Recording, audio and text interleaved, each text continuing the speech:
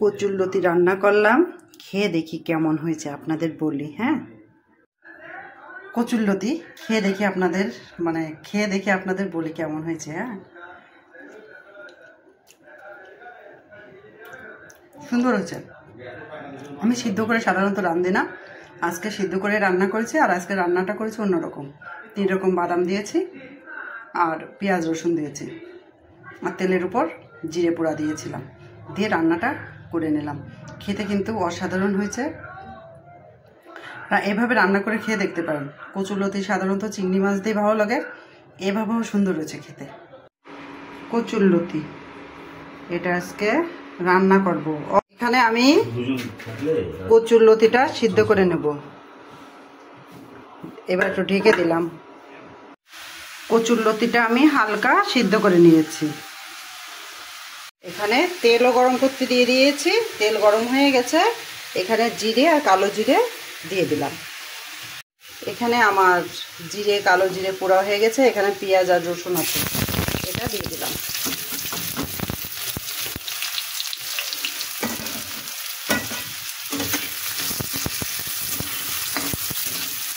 এটা একটু ভাজা ভাজা করে নেব। একটু মরিচ দিয়ে দিলাম। এখানে আমার পেঁয়াজ রসুন এটা একটু ভাজা ভাজা হয়ে গেল। এখন আমি এখানে বাদামের পেস্ট দেব। এমনা তোমার বাবা এসছে, এখানে বাদাম দিয়ে দিলাম।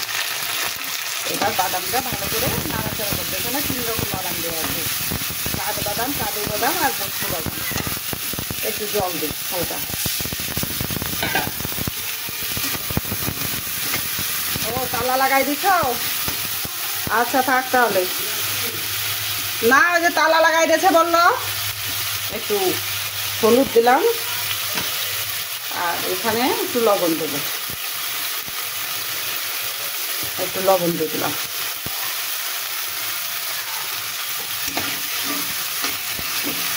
মশলাটা ভালো করে একটু নাড়া নাড়া দিয়ে ভেজে নিতে হবে।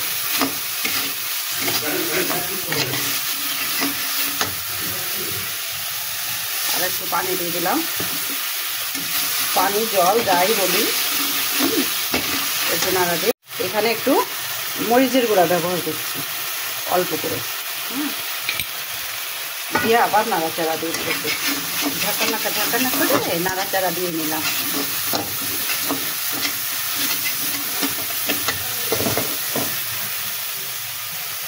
এবার আমার হালকা সিদ্ধ করে রাখা কচুরলতি দিয়ে দিলাম। এবার এখানে কষিয়ে নেব।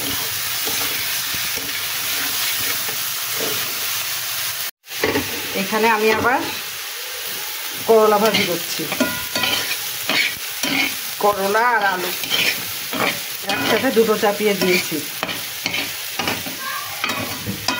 এক খুন্তি দিয়ে একবার এপার আর করতে হাতের কাছে খুন্তিও পালাম না।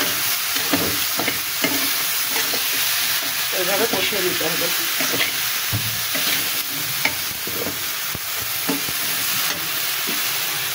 আর একটু করে দিই। আমি এবার একটু ঢেকে দেবো।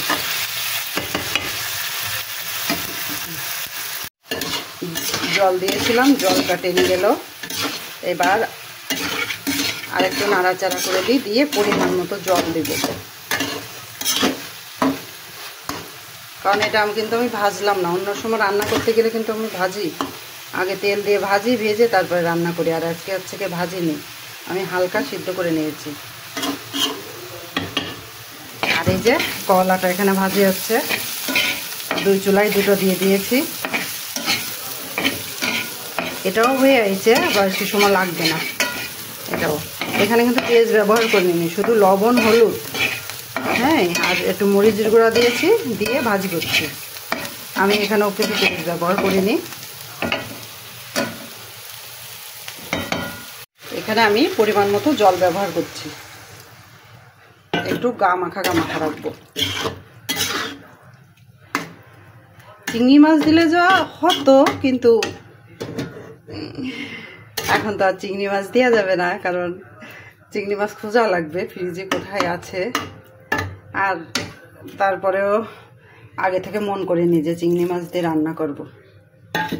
মন ছিল যে এইভাবেই একটু গা মাখা করে রান্না করব। এবার ঢেকে দিলাম। এবার এখানে একটু দুধ দিয়ে দিলাম।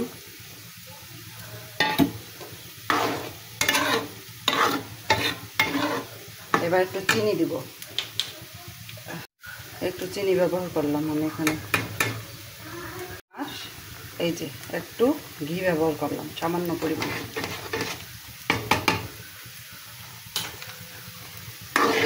এবার একটু নাড়াচাড়া দিয়ে নিলাম, দিয়ে আবার ঢেকে দিব। একটু কাশ্মীরি মরিচের গুঁড়া ব্যবহার করলাম, বেশি না, অল্প। একটু নাড়াচাড়া দিই।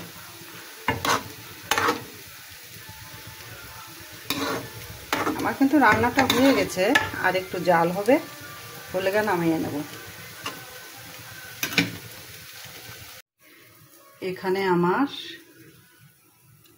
কচুরলতি রান্না শেষ হয়ে গেল।